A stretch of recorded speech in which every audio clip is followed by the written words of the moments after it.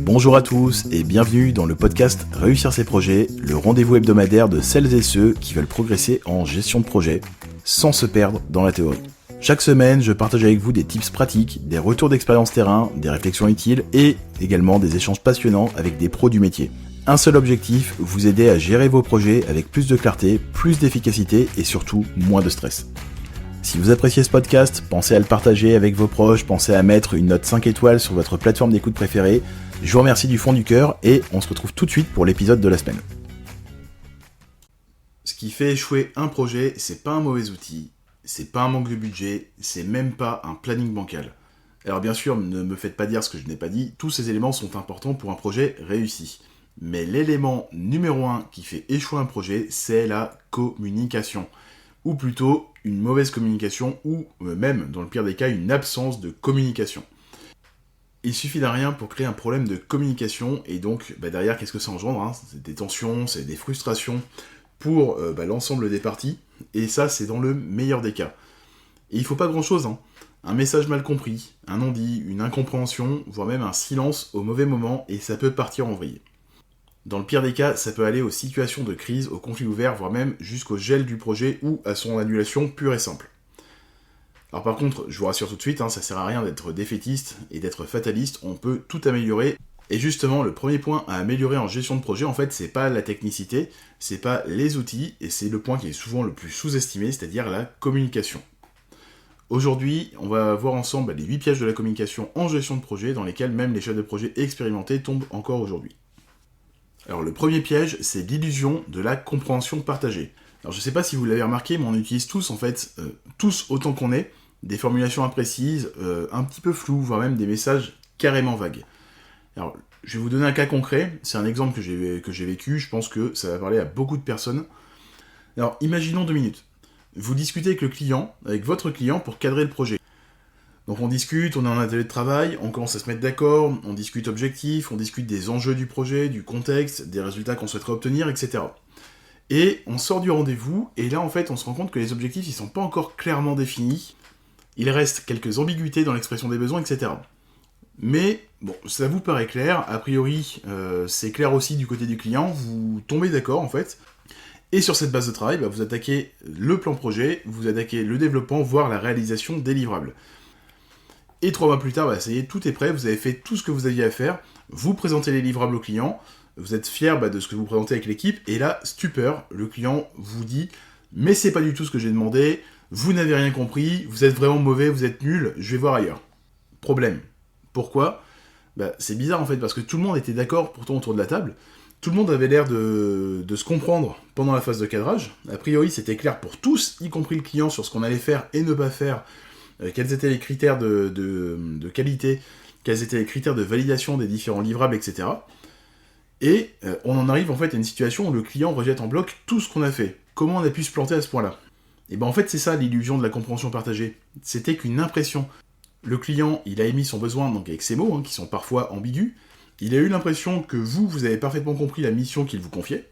Et de votre côté, vous avez traduit en fait les besoins de votre client, et vous aussi, vous avez eu l'illusion d'une compréhension partagée. Donc l'erreur ici, c'était quoi ? Ça a été de ne pas reformuler, ou en tout cas de ne pas assez le faire. Donc par exemple, face au client qui va vous exprimer donc un certain nombre de besoins, etc., un certain nombre d'exigences, vous, ce que vous pouvez faire, c'est, quand vous dites ceci, je comprends que blablabla, est-ce que c'est bien ça ?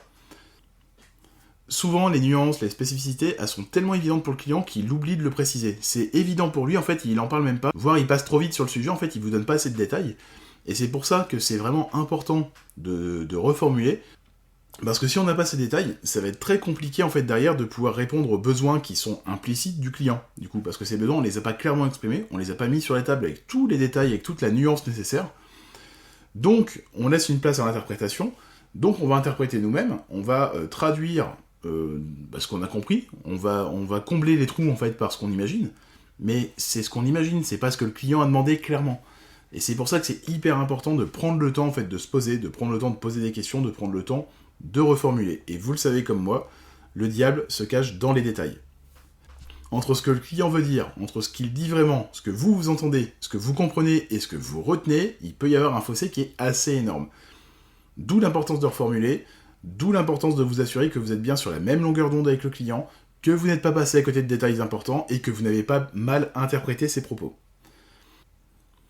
Alors là, j'ai parlé de l'expression de besoin, mais en fait, cette illusion de la compréhension partagée, elle arrive dès qu'on communique, peu importe le sujet et peu importe avec qui. Donc partez toujours du principe qu'il faut systématiquement reformuler pour être sûr d'avoir bien compris, qu'il faut également poser des questions, ne pas hésiter à creuser, notamment dans le cas de l'expression de besoin, et qu'il faut également éliminer, quand vous parlez, tous les mots superflus, un petit peu flous, un peu ambigus. En bref, éliminer tout ce qui contribue à cacher le message et à le rendre plus vague, ou en tout cas moins compréhensible. Deuxième piège de la communication en gestion de projet, donc c'est la surcharge d'informations, c'est-à-dire le fait de trop communiquer, et oui, c'est possible. J'entends souvent, et je l'ai moi-même pensé fut un temps, qu'on peut pas trop communiquer en gestion de projet. Alors, c'est vrai dans une certaine mesure. C'est vrai dans le cas spécifique de la conduite du changement, où c'est extrêmement important en fait de communiquer encore et encore, et d'accompagner le changement pour faire en sorte qu'il soit durable. Mais par contre, je vous assure qu'en dehors de ça, on peut trop communiquer à tel point qu'on surcharge d'informations inutiles les parties prenantes. Et ça, c'est un vrai problème parce qu'en fait, on donne tellement d'informations qu'on va noyer les infos importantes pour ces parties prenantes au milieu de bruit. Et ces personnes, en fait, ne sauront pas forcément décortiquer tout ce bruit ambiant pour retirer ce qu'elles attendent, donc les informations vraiment pertinentes pour elles. Donc on va prendre le risque de noyer l'information, on va prendre le risque, en fait, aussi de désengager parfois les parties prenantes qui vont recevoir tellement de mails qu'elles vont finir par se dire « Stop, c'est bon, j'arrête, je me désengage de ce projet ». Je vous donne quelques exemples.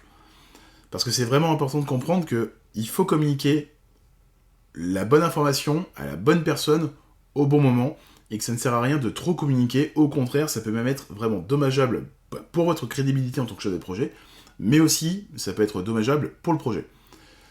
Premier exemple, le reporting projet. Donc tout le monde déjà n'a pas besoin d'avoir un reporting ultra précis, avec des projections, avec les listes des problèmes opérationnels, avec la liste à jour des différents risques qui sont existants sur le projet, avec les plans d'action pour éviter que ça se produise, etc. Tout ça, en fait, c'est bien de l'avoir, c'est hyper important de l'avoir en tant que chef de projet. Mais est-ce que c'est utile de l'envoyer à tout le monde ? Je ne pense pas. Peut-être que certaines personnes, en fait, ont juste besoin d'avoir un pourcentage d'avancement, donc de la progression globale du projet, point. Et on s'arrête là. Et ça, en fait, il faut juste l'identifier. Et donc ça veut dire qu'il va falloir, au démarrage du projet, parler avec les parties prenantes, comprendre quels sont leurs besoins, et adapter vos communications en fonction. Deuxième exemple, les risques projets. Donc, partager les 50 risques opérationnels avec des exécutifs, c'est rarement une bonne idée. On va les surcharger d'informations, on va noyer les risques majeurs qui, eux, ont vraiment intérêt à être suivis, et on doit en parler parce que c'est potentiellement catastrophique pour le projet.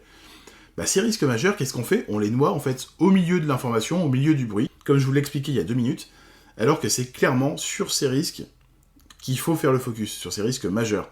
Et l'autre problème, en fait, si vous partagez les 50 risques opérationnels de votre projet, même si ils sont véridiques, et que vous allez les suivre au quotidien, mais vous allez juste, en fait, leur faire peur. Et troisième exemple, les mails qui sont envoyés à la terre entière en copie. Donc ça, c'est non. C'est juste non. À force de mettre en copie tout le monde, plus personne ne se sent concerné, plus personne, tous ceux qui sont en copie ne prendront même plus le temps de lire vos communications, de lire vos mails, et le jour où vous aurez vraiment un message important, ou une alerte sur un problème bloquant, ou une demande d'arbitrage à envoyer, en fait vous serez bloqué. Pourquoi ? Parce que tout le monde s'en foutra, ça ne sera pas lu. Et ce ne sera pas lu pourquoi ? Parce que vous avez donné l'habitude d'envoyer tout et n'importe quoi à tout le monde. Donc c'est un énième mail qui ne sert à rien et qui partira directement dans la corbeille. Et surtout, si vous utilisez les champs CC, CCI, donc les champs copie et copie cachée, dans Outlook, s'il vous plaît, passez-vous-en, faites le test, passez-vous-en pendant quelques jours pour voir la différence. Donc si vous devez envoyer un mail à quelqu'un, vous le mettez en destinataire principal, point final. Et la question à chaque fois à vous poser, c'est « Pourquoi j'envoie à cette personne ?» Est-ce que cette information, elle lui est réellement utile ? Est-ce que cette personne a besoin de toutes les infos qui sont présentes dans ce mail-là ? Oui ou non ? Si vous répondez oui, très bien, vous le shootez. Si c'est non, il va falloir faire un petit peu de nettoyage, un petit peu de ménage. Et vous allez voir qu'au bout de quelques jours, le comportement de vos destinataires, donc des parties prenantes à qui vous envoyez ces informations, va changer, et il va changer dans le bon sens. Une petite parenthèse dans cet épisode pour vous parler d'un accompagnement que je propose et qui pourrait bien vous changer la vie de chef de projet. En tant que chef de projet, on porte beaucoup sur nos épaules. Des urgences, des attentes, des décisions à prendre et une charge mentale qui explose à l'arrivée. Mon offre de coaching, elle est là pour vous aider à reprendre le contrôle. On fait le tri, on pose un cadre, on vous aide à respirer à nouveau et à avancer sans vous épuiser. Je vous accompagne pour alléger votre quotidien et vous recentrer sur l'essentiel. Ça vous parle? Toutes les infos sont sur reussircesprojets.com/coaching. Troisième piège de la communication, la rétention d'informations. C'est tout simplement le fait de ne pas assez communiquer, et oui, forcément, il va falloir trouver le juste milieu. Donc oui, c'est un réel problème en entreprise, encore plus que le précédent, et à la limite, si on doit faire un choix, je préfère que vous communiquiez trop plutôt que pas assez. La rétention d'infos, pour ceux qui ne le savent pas, c'est le fait d'avoir des infos importantes mais de les garder pour soi. On a vraiment des experts dans cette discipline en entreprise, et vous savez, c'est les fameux je sais, je connais la réponse à ta question, mais c'est pas à moi de te le dire. Ça m'agace au plus haut point, et alors ne soyez pas comme ça, en fait c'est pas du tout constructif, ça ne sert à rien. Donc si vous rencontrez des problématiques sur vos projets, clairement, soyez transparent, notamment sur les impacts que ces problématiques vont avoir concrètement sur le projet, donc sur le planning, sur le budget, en termes de risque, etc. Alors, après, bien sûr, si vous discutez avec des exécutifs, donc les membres du comité de pilotage, avec des parties prenantes clés, avec votre propre direction, ça ne sert pas forcément à grand-chose de rentrer dans des explications opérationnelles hyper poussées. Donc ça, il faut jamais l'oublier, on adapte toujours sa façon de communiquer à son interlocuteur. Maintenant, si vous subissez une rétention d'informations, je vous invite vraiment à expliquer pourquoi vous avez besoin de cette info, tout de suite maintenant, à cette personne. Et après, vous pouvez aussi jouer un petit peu sur la psychologie, avec le principe de réciprocité. Donc en mode, écoute, allez, fais un effort, donne-moi l'info, j'en ai vraiment besoin, à charge de revanche. Si vous envoyez toujours bouler les autres, vous attendez pas non plus à ce qu'ils vous traitent différemment. Donc là, l'idée, c'est de donner l'exemple pour montrer que non, la bonne manière de faire, c'est comme ça, et naturellement, en fait, les gens vont reproduire finalement ce que vous faites avec eux. Alors après, si vous êtes en société de service, donc je pense à des sociétés de service type ESN, donc les entreprises de services du numérique, je pense à des sociétés de conseil, alors c'est un peu plus délicat. Pourquoi ? Parce que certains problèmes internes peuvent impacter un projet client, et c'est en fait ce problème interne, il est peut-être délicat, on n'a pas envie de le partager avec les clients ou qu'ils le sachent, et donc on peut être tenté de le cacher. Alors j'ai bossé, pour ceux qui le savent, 12 ans en entreprise de service, en ESN, et j'ai vu plein de collègues en fait se comporter comme ça, donc essayer de cacher finalement les problèmes internes, dire non, tout va bien, il n'y a pas de souci, etc. face aux clients, alors qu'en fait c'était la grosse merde derrière. En fait, de ce que j'ai constaté, c'est même la norme, et je pense que c'est une erreur, parce que tout finit par se savoir. Et là, une fois que ça se sait côté client, c'est votre crédibilité perso et aussi celle de la société qui en prend un coup. Et quand je vous dis que tout se sait, c'est que par exemple des clients qui n'ont rien à voir entre eux, qui sont pas dans le même secteur d'activité, etc., mais qui sont sur une même zone géographique, ne sous-estimez pas en fait les connaissances qu'ils peuvent avoir et les interactions qu'ils peuvent avoir entre eux. Les clients se parlent entre eux, tout finit par se savoir. Ça peut mettre 3 ans, ça peut mettre 5 ans, mais tout finit par se savoir. Donc perso, moi je préfère être transparent sur le fait que, monsieur le client, je suis désolé, là on pourra pas tenir le planning, on rencontre des difficultés internes, ça peut être des difficultés techniques, ça peut être des difficultés organisationnelles, je vais pas forcément préciser quoi, parce que ça peut être effectivement un petit peu touchy ou confidentiel, mais par contre, je vais expliquer de manière très transparente que je vais travailler dessus avec les équipes, qu'on est déjà en train de le faire, et qu'on fait tout pour ne pas impacter le projet. Et donc, vous pouvez vous attendre en fait à avoir un prochain update dans quelques heures, ou demain, ou dans 2 jours, et de toute façon, dès qu'il y aura un impact qui sera concret pour le projet, dès que j'aurai pu le quantifier, je vous ferai signe, parce que c'est important de le partager. Et je n'attends pas que le client découvre le sujet, sinon ça sera pire. Alors bien sûr que c'est une conversation difficile, bien sûr que ça fera jamais plaisir au client, bien sûr qu'on peut passer pour des neuneux parfois, notamment quand on a merdé sur un truc simple, et ça arrive, l'erreur est humaine. Mais c'est toujours pire en fait de le cacher et de voir que le client le découvre 2 semaines après, plutôt que de le dire maintenant. Donc si on le dit, si on est transparent, si on ne fait pas de rétention d'informations, on maintient en fait cette relation de confiance avec le client, et c'est ce qu'on recherche sur le long terme en gestion de projet. Le piège de communication numéro 4 en gestion de projet, c'est de ne pas utiliser de dictionnaire. Alors ce problème, moi je le vois absolument partout, y compris entre des profils seniors et expérimentés, je l'ai vu aussi entre ingénieurs, informatique, etc. Et on a deux parties, donc les deux personnes qui parlent a priori le même langage, qui sont dans la même boîte, qui se côtoient depuis parfois quelques années, elles utilisent les mêmes mots, elles ont l'air de se comprendre, et là vous allez me dire, ouais c'est bien Thibaut, mais il est où le problème? Et le problème en fait c'est que c'est une question de dictionnaire. Effectivement, elles ont l'air de parler le même langage, effectivement ces personnes vont utiliser les mêmes mots, mais les définitions qu'elles mettent en face ne sont pas exactement les mêmes. Et chacun a sa propre définition par rapport à certains mots, et le meilleur exemple que j'ai pour ça, pour vous le démontrer, c'est l'agilité. Donc l'agilité, on en parle à toutes les sauces, il y a un podcast, je pense que ce sera le prochain qui va arriver sur le sujet, et faites le test en fait, prenez quelques-uns de vos collègues, et demandez à vos collègues ce que c'est pour eux concrètement l'agilité. Et vous allez voir que chacun va aller de sa propre réponse qui n'a peut-être absolument rien à voir avec votre propre définition. On va l'avoir à tous les niveaux sur toute la terminologie de gestion de projet. Donc c'est quoi pour nous un projet? C'est quoi pour nous un programme? Un livrable? Un jalon? Un comité de pilotage? Qu'est-ce qu'on attend de tel rôle? Et ainsi de suite. Donc toutes ces questions, elles sont légitimes. Et en fait, même si certaines personnes ont une vision assez juste, d'autres peuvent ne pas avoir exactement la même. Donc là, vraiment, l'astuce, c'est de créer un lexique et un dictionnaire commun. Donc on se pose juste au démarrage du projet, et on se dit, voilà, c'est quoi pour nous un projet? C'est quoi pour nous un bon résultat? C'est quoi pour nous un livrable de qualité? Donc on explicite les choses, et on s'assure que tout le monde partage la même définition. Donc demandez, si vous avez un doute aussi, toujours à vos interlocuteurs ce qu'ils mettent derrière tel ou tel mot important, ou reformulez en donnant votre définition. Ça vous permettra en fait de bien vous assurer que vous avez une vision qui est partagée. Et le meilleur moment pour faire ça, c'est quand? C'est tout simplement à la réunion de lancement ou un petit peu avant. Donc le plus tôt possible, c'est fait. Le plus tôt possible, on partage le même vocabulaire. Le mieux ce sera. Piège de communication numéro 5, les formules déresponsabilisantes. Donc là, il s'agit d'adopter un langage qui va diluer la responsabilité, que ce soit la nôtre ou celle de l'autre qui est en face.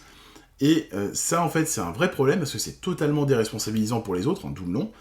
Et ça veut dire aussi que nous, quand on utilise ce type de formule, on est incapable de se remettre en question, et on va se chercher globalement des fausses excuses. C'est pas ma faute, c'est celle des autres, c'est celle du Covid, c'est parce que le gouvernement a décidé d'une nouvelle loi, c'est pas moi, etc. Et surtout, et ça c'est peut-être même l'élément le plus problématique, c'est infantilisant pour les autres. Alors vous l'avez compris, les effets sont plutôt dramatiques, donc on va créer de l'ambiguïté dans les rôles, on va créer de l'ambiguïté dans les responsabilités de chacun. Ça va créer des sentiments d'impuissance, de la démotivation, de la frustration. Tout ça, ça peut engendrer des conflits, des ressentiments, des retards, des blocages, parce que personne ne sait qui doit vraiment agir ou ce qu'il faut vraiment faire. Et on peut aller jusqu'à des personnes qui font le strict minimum. Alors quelle forme ça prend, en fait, ces formules déresponsabilisantes? C'est souvent des tournures impersonnelles, des tournures passives. On va beaucoup utiliser le pronom « on », qui est très indéfini, et des expressions plutôt vagues. Je vais vous donner quelques exemples, et je vais vous dire pourquoi c'est problématique. Premier exemple, on a discuté du budget hier. Donc c'est qui on? Qui suit les décisions qui ont été prises lors de cette discussion? Et d'ailleurs, quelles ont été ces décisions? On ne sait pas. C'est trop imprécis, c'est trop flou, et c'est déresponsabilisant. Le problème a été réglé. Ouais, cool, ok, super. Qui l'a réglé le problème? Est-ce que ça a été vérifié? Ou qui doit vérifier que c'est bien réglé? Et surtout, comment on l'a réglé? On ne sait pas.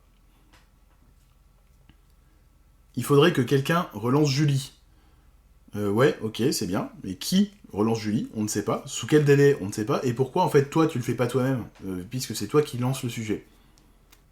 C'est pas moi, c'est eux. Donc là, comme je vous l'ai dit, rejet explicite de responsabilité, ça, c'est niette, et c'est conflit garanti derrière. Et enfin, les choses ont évolué entre-temps. Donc, on a une absence de clarté, là, ici, sur l'initiative, sur les actions. Les choses, on ne sait pas exactement ce que c'est qu'est-ce qui a évolué concrètement, ok. Bien sûr qu'il peut y avoir des adaptations, il faut de la flexibilité sur la gestion de projet, mais qu'est-ce qui a évolué? On ne sait pas. Alors quand j'entends ce type de formule, j'ai une tactique pour justement ne pas m'arrêter à ça. Je vais poser la question, ok, et donc? Et si on ne sait pas me répondre de façon claire, avec des actions à réaliser, avec des infos concrètes à retenir, alors c'est tout simplement qu'on était dans ce type de formule déresponsabilisante. Alors comment est-ce qu'on peut mieux faire? Plutôt que de dire, par exemple, on finalisera le planning demain, on va dire, je finaliserai le planning demain à 10h. Plutôt que de dire, le rapport a été validé, je vais dire, j'ai validé le rapport hier à 16h. Plutôt que de dire, il faudrait que le contrat soit signé, Je vais préciser que c'est Sophie qui signera le contrat avant vendredi, et elle m'en informera, et si nécessaire, je m'occupe de la relance, aujourd'hui. Et enfin, plutôt que de dire « c'est pas de ma faute si c'est en retard », on va plutôt dire « j'ai pas reçu les données à temps, je relance Spark aujourd'hui ». Piège numéro 6, donc de la communication en gestion de projet, c'est le fait d'être figé sur les mails. Donc dans la tête de beaucoup, communication projet égale envoyer des mails. Alors c'est vrai, on va envoyer des mails, on va en envoyer beaucoup, mais c'est pas que ça. Et ce qu'il faut bien s'inscrire en fait dans la tête, c'est que tout est communication. Que ce soit des mails, que ce soit les appels, les réunions, les ateliers de travail, des SMS éventuellement, les messages Teams, etc. Y compris l'absence de communication. Le silence, c'est un signal, alors certes, qui peut être très mauvais, mais c'est un signal que vous envoyez, donc vous communiquez aussi de cette manière. Et ici, ce que je veux vraiment vous faire comprendre, c'est que il ne faut pas se concentrer uniquement sur un canal de communication, donc ne pas se concentrer que sur le mail. La personne en face de vous, donc elle peut en préférer un autre déjà, ou en tout cas elle peut être plus réactive sur tel ou tel canal. Donc moi perso, je serai toujours plus réactif par Teams que par mail, et plus par mail que par téléphone. C'est, si vous m'appelez, vous aurez peu de chance vraiment de m'avoir, et globalement, si vous ne me laissez pas en fait un mail derrière, ou si vous ne me laissez pas un message vocal, dans 99% des cas, je ne rappellerai pas. Alors, je fonctionne comme ça. Je l'explique, par contre, à mes clients, je l'explique à mes collaborateurs. L'idée, c'est de pas les prendre en traître, c'est juste de dire, voilà, je fonctionne comme ça, donc plutôt préférez le mail quand vous voulez me contacter, et on réserve le téléphone vraiment à un cas d'extrême urgence.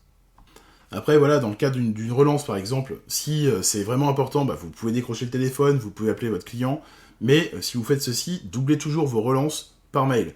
Si vous n'avez pas de réponse à votre appel téléphonique, si vous n'avez pas de réponse à votre mail, surtout, tentez un SMS, un message sur Teams, Slack et compagnie, ou même un message sur LinkedIn. L'idée, c'est vraiment que le mail, c'est bien, mais on reçoit tous trop de mails, en fait, donc à un moment donné, testez aussi des choses sur d'autres canaux de communication. L'important, c'est de faire avancer le projet. Et véridique, moi j'ai eu un impayé l'année dernière en tant que freelance, donc avec quelques milliers d'euros qui étaient en suspens. Téléphone, pas de réponse du client, mail, pas de réponse, ou alors zéro réactivité, c'est-à-dire des réponses après parfois quelques semaines. Et en fait, en pingant cette personne sur LinkedIn, ça a permis de débloquer la situation, tout simplement. Donc les mails, c'est bien, mais comme je vous l'ai dit, on en reçoit beaucoup trop. Et l'informel, c'est aussi un canal de communication, on l'oublie, mais on peut aussi discuter autour d'un café ou d'un bon repas. Ça permet aussi de sortir un peu du cadre bureau-travail, et moi perso, j'ai aussi souvent débloqué des situations comme ça, donc vraiment, utilisez tous les moyens à votre disposition pour communiquer, et ne faites pas que du mail. Piège numéro 7, le « c'est évident ». Alors celui-ci, je l'adore, c'est mon préféré, et non, c'est jamais évident en fait. Ce qui est évident pour soi, ça ne l'est pas forcément pour les autres. Et ne pas dire quelque chose parce que c'est évident, c'est se tirer 3 balles dans le pied avant même de démarrer. Et puis en fait, c'est évident, quand on se le prend dans la tronche, c'est comme si en fait j'entendais « mais t'es trop con pour comprendre ou quoi ? Enfin putain, faut tout te dire, en fait, c'est évident, pourquoi on en parle en fait ? T'es juste débile, pourquoi on en parle ?» Et ça, il n'y a rien de pire, clairement, pour flinguer les relations. Et je le vois malheureusement trop souvent, notamment sur les attentes, par exemple les critères de validation de livrables, les exigences, les engagements du chef de projet, etc., ou aussi sur la répartition des rôles et des responsabilités. Moi je l'ai vu par exemple, chez un client que j'accompagnais, avec un directeur de projet et 3 chefs de projet qui bossaient tous ensemble sur le même projet, et à un moment donné, j'ai entendu « Non mais c'est évident qu'un chef de projet dans ce contexte, il doit faire ça. » En fait, non, c'est pas évident, parce qu'en fait, si c'était évident, déjà, vous n'auriez pas cette discussion. Et dans ce contexte, ça veut dire quoi ? Ça veut dire, en fait, ça dépend, parce qu'en fonction du contexte, on va s'adapter.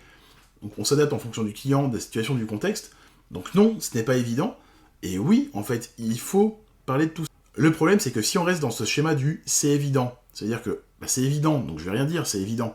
Donc on a un non-dit. Donc on a un problème de communication, on a même potentiellement un problème de compréhension. Et là, c'est un peu plus grave, notamment entre chefs de projet. Ça va générer quoi ? Des tensions, de la frustration, ça va générer... il va y avoir des impacts concrets, tôt ou tard pour le projet. Ça va générer aussi du conflit, et à terme, du désengagement. Alors mon conseil, c'est de dire que voilà, même si vous pensez que c'est évident, même si c'est bête, entre guillemets, de poser la question, ou bête d'en parler, parce que c'est tellement évident que tout le monde devrait le savoir, faites-le quand même, en fait, précisez-le. Au moins, même si c'est évident, on est sûr et certain que tout le monde a la même information. Et c'est ça le plus important sur de la gestion de projet. Et enfin, 8e erreur de communication en gestion de projet, ne pas assez insister sur le pourquoi, notamment dans le cadre de la conduite du changement. Donc, Vouloir régler un problème au travers d'un projet, très bien, c'est même le but premier d'un projet. Vouloir passer d'une situation A qui est problématique à une situation B qui est assainie ou qui est meilleure, pas de souci. En fait, c'est même l'enjeu du projet, c'est le résultat qu'on souhaite atteindre. Mais le vrai problème, en fait, il arrive quand le changement il est imposé, et généralement de façon brusque, sans transition. Hier c'était A, aujourd'hui c'est B, maintenant c'est comme ça, point. Et si on n'insiste pas assez sur pourquoi il est nécessaire de changer et pourquoi il est urgent aussi de changer, les comportements vont se cristalliser et bam, résistance au changement. Et ne pas expliquer le pourquoi, c'est ce qui peut arriver de pire en conduite du changement, clairement. Il faut insister sur le pourquoi, et quand je parle d'insister, ça veut dire qu'on ne va pas le dire qu'une seule fois. Donc on va répéter le message, peut-être de différentes manières, via différents canaux, peut-être qu'on va faire des ateliers pour expliquer en live pourquoi il est nécessaire de changer aux différents collaborateurs, pour répondre à leurs questions derrière. On va peut-être doubler ça d'un mail, on peut peut-être faire des communications qui vont venir avec le bulletin de salaire, des communications sur l'intranet et ainsi de suite. On peut tout imaginer, mais c'est important de répéter ce pourquoi il est nécessaire de changer. Ce qu'on veut là, ici, c'est s'assurer que tout le monde comprenne. On veut embarquer les gens avec nous dans le changement, et on veut leur faire comprendre ce que le changement va apporter de positif, quels vont être les bénéfices derrière, et c'est le pourquoi on veut changer, mais c'est aussi leur faire comprendre ce qui pourrait se passer en fait si jamais on ne change pas. Qu'est-ce qui se passe dans le cadre d'un statu quo ? Généralement, on va continuer à avoir des choses qui sont bancales, qui marchent moyennement bien, et le pourquoi c'est tout ça en fait, ça englobe tout ça, il faut parler de tout ça. Alors déjà que les parce que ça nous agaçait enfant, quand on est adulte, je suis désolé, c'est pas admissible comme réponse, donc pourquoi il faut changer ? Parce que c'est comme ça, on te l'impose, point. Mais c'est un désastre, Donc un changement, ça ne se décrète pas, ça ne s'impose pas, il peut être effectivement nécessaire de changer pour la survie de l'entreprise, et vous allez me dire, il n'y a pas le choix. En fait si, il y a toujours le choix. On peut choisir de ne pas changer, et dans ce cas-là, l'entreprise périclite et elle fait faillite. Donc on a le choix de ne pas le faire. Mais si on veut continuer effectivement à travailler ensemble, si on veut continuer à faire perdurer l'entreprise, à pouvoir payer les salaires, etc., oui, il faut faire le changement. Et là, on a déjà une explication du pourquoi. On a le pourquoi, en fait, il est nécessaire de changer, parce qu'on va avoir tel bénéfice, et qu'est-ce qui se passe dans le cas d'un statu quo ? Donc, qu'est-ce qui se passe si on ne change rien ? L'entreprise fait faillite, et vous perdez tous votre job. C'est ça le pourquoi. Et il va falloir, en fait, le transmettre, cette information. Et à partir du moment où vous le faites, la communication s'en trouve facilitée, et la conduite du changement s'en trouve aussi facilitée. On dit souvent que 80% des problèmes en projet, ça vient de la communication. Et c'est pas très étonnant parce qu'en fait, un projet, c'est des interactions entre plusieurs personnes pour se coordonner, pour collaborer, etc. Et donc pour faire tout ça, il faut communiquer. Et communiquer, oui, c'est complexe. Pourquoi ? Parce qu'on touche à l'humain. Mais, et j'insiste là-dessus, complexe ne veut pas dire compliqué. On n'a pas besoin d'avoir un diplôme de management pour comprendre comment mieux communiquer. Et ça commence juste en fait par prendre un petit peu de recul, c'est vérifier que le message qu'on transmet nous, il est bien compris comme on l'a pensé. C'est reformuler aussi face à l'autre pour s'assurer qu'on s'est bien compris tous les deux. C'est de partager un vocabulaire commun. Juste en commençant par là déjà, on va résoudre, sans vous mentir, 80% des problèmes de communication. Pour terminer, je vous invite à observer dans les prochains jours votre façon de communiquer aussi bien à l'oral qu'à l'écrit. Et est-ce que vous tombez dans un de ces 8 pièges ? Est-ce que, si c'est le cas, est-ce que vous avez identifié des axes d'amélioration ? Et si c'est le cas, et normalement c'est le cas parce que personne n'est parfait, choisissez un de ces axes, testez une nouvelle manière de fonctionner pendant quelques jours, testez une nouvelle manière de communiquer, vous en tirez des leçons, donc un seul axe d'amélioration, pas besoin de tout changer d'un coup, on en tire des leçons et on recommence encore et encore, c'est comme ça qu'on fait de l'amélioration continue, et c'est comme ça que vous allez vraiment vous améliorer en communication, en gestion de projet. Et ça, clairement, ça fait toute la différence. Vous vous sentez débordé, votre projet part dans tous les sens, je propose un accompagnement sur mesure pour les chefs de projet comme vous, un coaching one-to-one pour vous aider à y voir plus clair, à reprendre le contrôle de votre projet pour ne plus le subir et à avancer plus sereinement. Toutes les infos sont sur reussircesprojets.com/coaching. Vous pouvez également m'envoyer un mail à podcast@reussircesprojets.com et on en discutera avec grand plaisir. Si cet épisode vous a plu, pensez à le partager, pensez à le noter 5 étoiles, ça m'aide pour faire connaître le podcast. Et en attendant, je vous dis à très vite dans un prochain épisode.